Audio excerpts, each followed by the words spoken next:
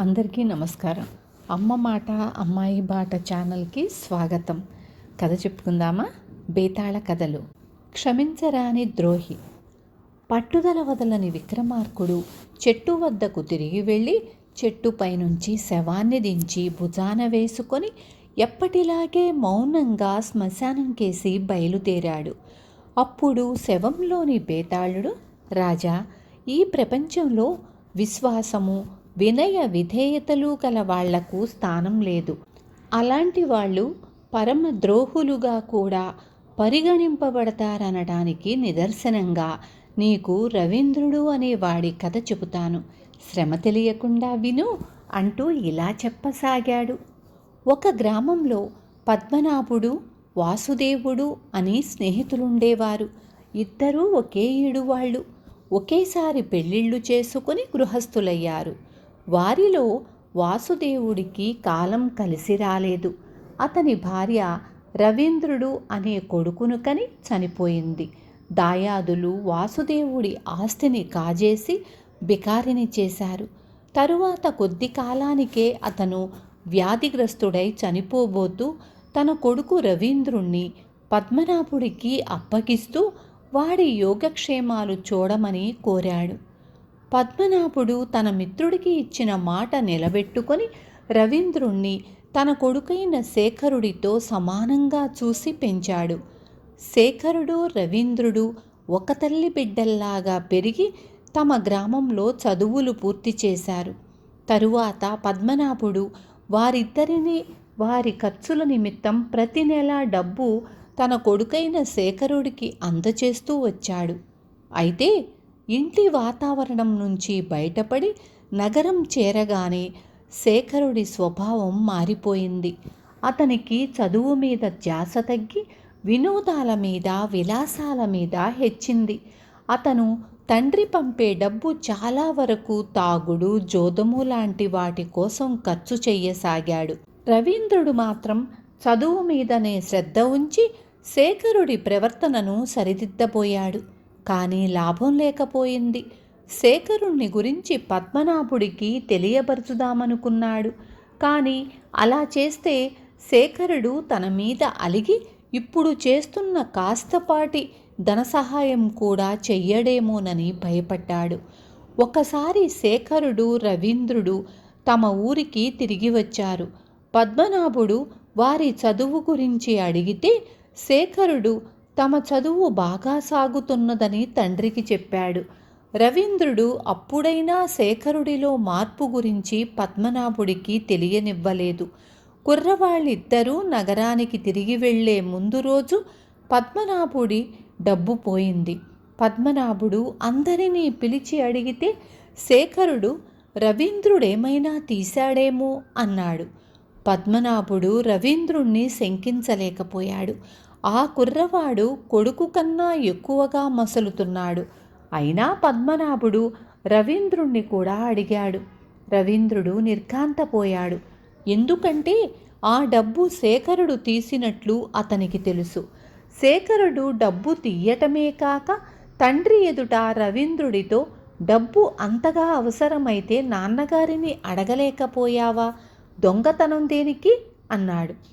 తాను డబ్బు తీసిన సంగతి శేఖరుడు తండ్రికి చెప్పలేదని, అతను చేసినది దొంగతనమని గ్రహించి శేఖరుడి మీద తండ్రికి దురభిప్రాయం కలిగించటం ఇష్టం లేక రవీంద్రుడు తానే అవసరం కొద్దీ డబ్బు తీసినట్లు ఒప్పుకున్నాడు. పద్మనాభుడికి మొట్టమొదటిసారిగా రవీంద్రుడి మీద అసహ్యం పుట్టింది. నిన్ను ప్రయోజకుణ్ణి చేస్తానని నీ తండ్రికి మాట ఇచ్చి దాన్ని నిలబెట్టుకోవడానికి శాయశక్తులా ప్రయత్నం చేస్తున్నాను.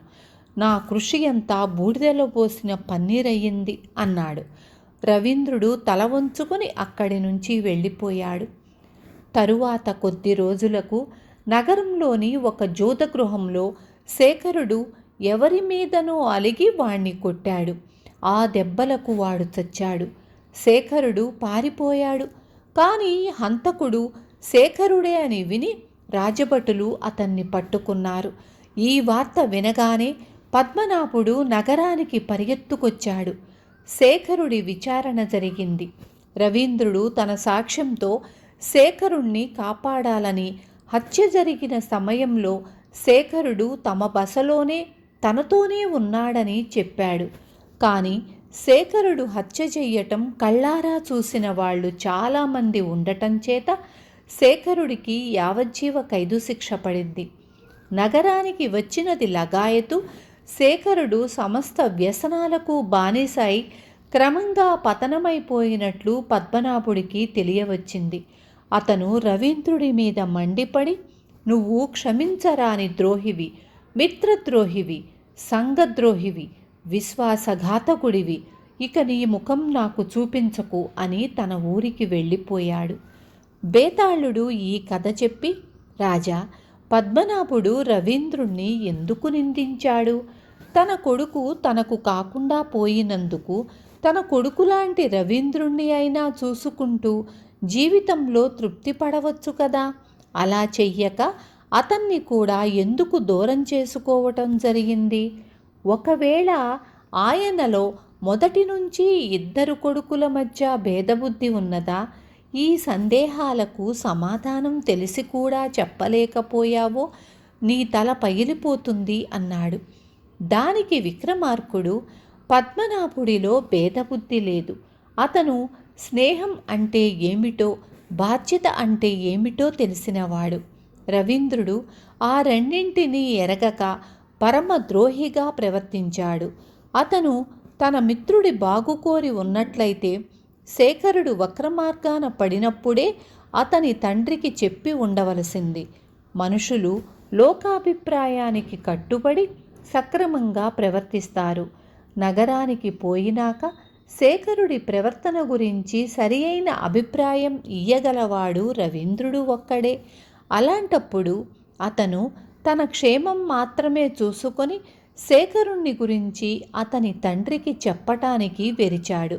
అతను అలా చెయ్యకుండా ఉంటే పద్మనాభుడు తన కొడుకును అదుపులో పెట్టి అతని పతనాన్ని ఆపి ఉండేవాడు. కానీ స్వార్థం చూసుకొని రవీంద్రుడు శేఖరుడు మరింత పతనం కావటానికి మార్గం ఏర్పరిచాడు. అతను శేఖరుడి దొంగతనాన్ని, హత్యను కూడా కప్పిపుచ్చే ప్రయత్నంలో స్వార్థమే చూసుకొని సంఘద్రోహి కూడా అయ్యాడు. చిట్ట చివరకు పద్మనాభుడికి కొడుకు శాశ్వతంగా దూరం కావటానికి కారణం రవీంద్రుడు తప్ప మరెవ్వరూ కాదు. రాజుకు ఈ విధంగా మౌనభంగం కలగగానే బేతాళుడు శవంతో సహా మాయమై తిరిగి చెట్టెక్కాడు. విన్నారు కదా. రేపు మళ్ళీ ఇంకొక మంచి కథతో మీ ముందుకొస్తాను.